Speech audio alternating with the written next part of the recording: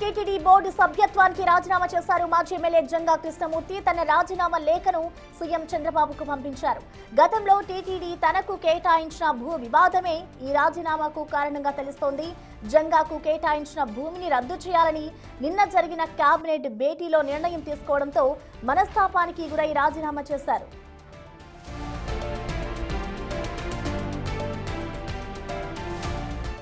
ముఖ్యమంత్రి గారిని లేఖ ద్వారా విన్నవించాను. నా పరిస్థితి ఎట్లుందని చెప్పినప్పుడు ముఖ్యమంత్రి గారు బోర్డుకు పంపించారు.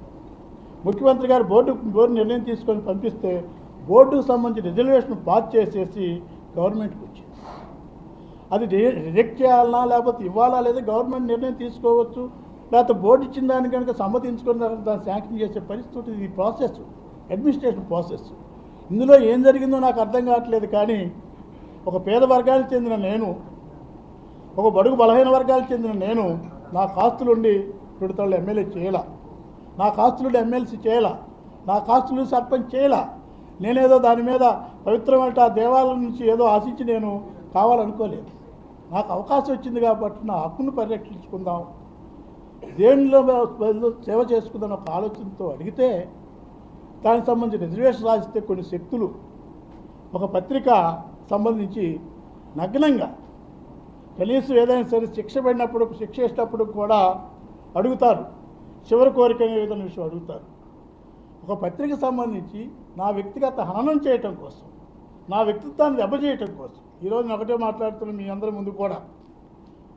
నేను ఈ స్థాయికి ఎదగడానికి కారణం నాకు ఆస్తులుండి కాదు, నా కుల సపోర్ట్ ఉండి కాదు, నాకు రాజకీయ నేపథ్యం ఉండి కాదు, నా కులానికి సంబంధించి కానీ లేకపోతే నా కుటుంబానికి సంబంధించిగా రాజకీయ నేపథ్యం ఉండి కాదు. ఏదో అవకాశం వచ్చింది, ఒక కార్మికుడిగా ఒక బలహీన వర్గాలకు సంబంధించిన ప్రతినిధిగా నేను నా చేతను ఎవరు సహాయం చేయకపోయినప్పుడు కూడా నా కాళ్ళ మీద నేను ఎదిగాను. నాకున్న అవకాశం మేరకు తప్పనిసరి కూడా ఈ వర్గాలకు ఉపయోగపడాలా, సమాజం మార్పులో కాస్తో కూస్తో ఉపయోగపడాలి, నేను కూడా నా వంతు బాధ్యత నిర్వర్తించాలంటే ఆలోచనతో రాజకీయాలు చేసే వ్యక్తిని నేను. ఎన్ని ఆటుపోట్లు జరిగినప్పుడు కూడా, ఎన్ని అవమానాలు జరిగినప్పుడు కూడా అవమానాలకి ఆటుపోట్లు తట్టుకొని దేనికోసమైతే నేను రాజకీయాలు చేస్తానో ఆ రాజకీయాలు కట్టుబడినట్టు వ్యక్తిని, వ్యక్తిత్వం కలిగినటువంటి వ్యక్తికి ఇలాంటి కనీసం నన్ను ఏమాత్రం కూడా అడగకుండా నేనేదో తిరుపతి దేవస్థానానికి సంబంధించిన అపవిత్రం చేస్తున్నానని, నా వల్ల తిరుపతి దేవస్థానానికి ఏదో అప్రతిష్ట భంగం కలుగుతుందని ఏదో కట్టబెడుతున్నట్టుగా బోర్డుకు సంబంధించిన వ్యక్తులు బోర్డు చేసిన తీర్మానానికి కూడా తప్పుపడుతూ రకరకాల రాజకీయ పరిస్థితి పత్రికలో చూశాము. ఆ రోజే బాధేసింది. కానీ ఈరోజు చూస్తే పూర్తిగా రకరకాల రాసి ఇంకా ఒక అడుగు ముందుకెళ్ళేసి ఏదో కేసి నేను లబ్ధి కోసం సంబంధించినటువంటి ట్రస్ట్ ఏర్పాటు చేసుకునే ఉద్దేశంతో రాసినప్పుడు ఇది ప్రభుత్వాన్ని ఇరకాటంలో పెట్టకూడదు, చంద్రబాబు నాయుడు గారికి కానీ ఈ ప్రభుత్వానికి కానివ్వండి ఎలాంటి మచ్చ రాకూడదు, వాళ్ళు ఇబ్బంది పెట్టకూడదు అన్నటువంటి ఒక ఆలోచనతో నేను రాజీనామా చేయడం జరిగింది. అలా చెప్పి అడగొచ్చు కదా, కనీసం నన్ను ఏమాత్రం కూడా నా యొక్క అభిప్రాయాలు తీసుకోవాలా. చిన్న విషయం కాదు. ఏ సమస్యలు ఈ రాష్ట్రంలో లేనట్టుగా, ఏ సమస్యలు కూడా పట్టినట్టుగా బ్యాన్ రైటింగ్ కట్టేసి ఒక ఆర్టికల్గా రాసుకునే పరిస్థితి వచ్చిందంటే ఏమనుకాల్లో ఏం చెప్పాలో మనస్తాపం చెందాం. ఏమాత్రం కూడా ప్రభుత్వానికి కానివ్వండి, చంద్రబాబు నాయుడు గారికి కానివ్వండి నా వల్ల ఇబ్బంది జరగదని ఉద్దేశంతో రాజీనామా చేయడం జరిగింది.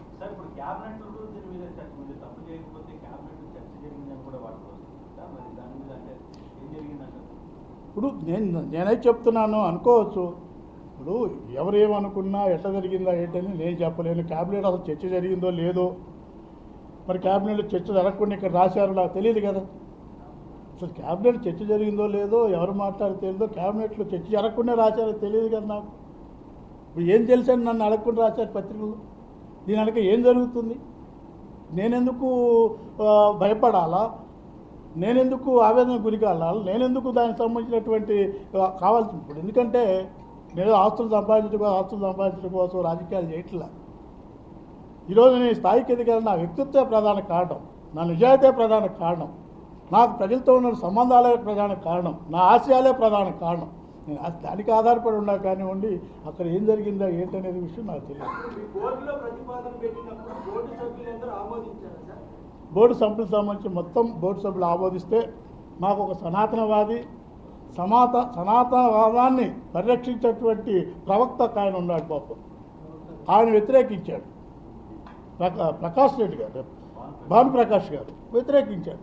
బోర్డు అనేది కూడా ఏదైనా మెజార్టీ పీపుల్ అనేది దానికి ఆ శాంతి వస్తుంది. దానికి సంబంధించి బోర్డు తీర్మానం చేసాడంటే ఉన్నటువంటి సభ్యుల్లో ఎందుకు తీర్మానాలు చేస్తాం? మెజార్టీ పీపుల్ యొక్క దానికి వ్యతిరేకించవచ్చు, వారి అభిప్రాయాలు చెప్తారు, దాంట్లో తప్పేం లేదు. ఆయన సనాతనవాది, ఈ దేశాన్ని పరిరక్షించాలి, ధర్మాన్ని కాపాడాలన్నట్టు చేస్తున్న వ్యక్తులు వ్యతిరేకించారు దాన్ని. మిగతా బోర్డు మెజార్టీగా ఆమోదించినటువంటి తీర్మానాన్ని ప్రభుత్వాన్ని పంపించారు. ప్రభుత్వం కూడా ఏమంది, మీరు మాకు సంబంధించి మీ నిర్ణయం తీసుకొని మీ నిర్ణయాన్ని తెలియజేయండి, మీ నిర్ణయం తీసుకోమని చెప్పింది. బోర్డుకు సంబంధించిన నిర్ణయం తీసుకున్నాం. అంటే నేనొక్కనే నన్నొక్కనే హననం చేసినట్టు కాదు. ఇప్పుడు ఆ ఉన్నటువంటి ఆలోచిస్తే ఇది వాస్తవంగా చెప్పుకుని చాలా పెద్ద విషయం ఇది. అంటే బోర్డులో ఉన్నటువంటి సభ్యులందరూ కూడా, బోర్డులో ఉన్న 25 మంది సభ్యులకు సంబంధించి ఒక మహానుభావుడు భానుప్రకాష్ రెడ్డి గారు తప్ప మిగతా వాళ్ళు మొత్తం కూడా ఆ కొండను అపవిత్రం చేసినట్టే కదా. నేనొక్కనే కాదు కదా ఆ అందరికి. కాబట్టే అలాంటి అపనిందలు కాకూడదు నా నుంచి. ప్రభుత్వం కానివ్వండి, బోర్డుకు సంబంధించి కానివ్వండి, చంద్రబాబు నాయుడు గారు మా ముఖ్యమంత్రి గారికి సంబంధించి కానివ్వండి, నా వల్ల ఎలాంటి ఇబ్బంది జరగద్దని ఉద్దేశంతో రాజీనామా చేస్తున్నాను.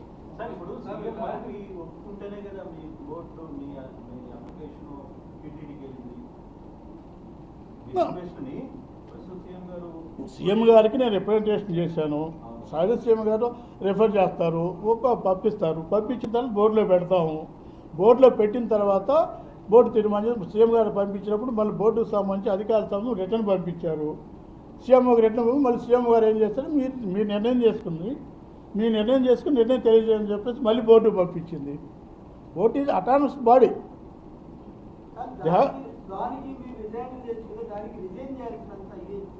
చెప్తున్నా కదా, ఇప్పుడు నా వల్ల ఇప్పుడు నా వ్యక్తిగత హననం చేయటం, నేనేదో చేస్తున్నాను, ఆ కొండను మొత్తం అపవిత్రం చేస్తున్నాను. ఆ చూడండి కొండకెళ్ళి ఈ మహానుభావులకి, ఈ సనాతనవాదులకి, ఈ సనాతన ధర్మాన్ని 10 విధాలుగా పరిరక్షించే వాళ్ళని చెప్తున్న వెళ్ళి మీకు కనపడతలేదా? అక్కడ ఉన్నటువంటి ఏ విధంగా కట్టారో గెస్ట్ హౌస్ కనపడతలేదా?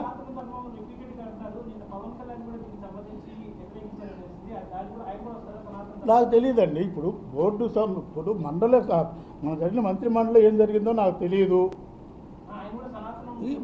అది నేను అనేది మా బోర్డు మెంబర్ సంబంధించి మాట్లాడుతున్నాను. నాకు ఆయన సంబంధించినటువంటి ఎవరికుండా ఆలోచన వాళ్ళకు ఉంటాయి, ఎవరికొండే వ్యక్తిత్వం వాళ్ళకు ఉంటుంది, ఎవరికొండే ఆచార వ్యవహారాలు వాళ్ళకు ఉంటాయి, ఎవరికొండే నమ్మకాలు వాళ్ళకు ఉంటాయి. ఎవరి నమ్మకాలు నేను లోము చేయట్లేదు. మా బోర్డులో పెట్టాడు, బోర్డులో ఉన్నాడు కాబట్టి అతని గురించి నేను మాట్లాడుతున్నాను.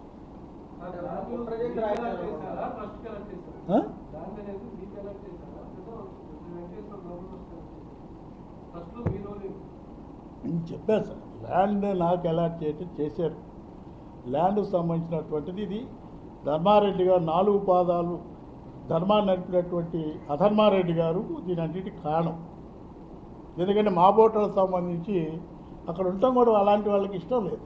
అలాంటి మేమొచ్చేసి అక్కడ గెస్ట్ హౌస్ కట్టుకోవాలన్నటువంటి ఆలోచన మరి ఏమనుకోరో తెలియదు. కానీ వారు చేసినట్టు నిర్వాహకం గెస్ట్ హౌస్లు కడతాం కాదు.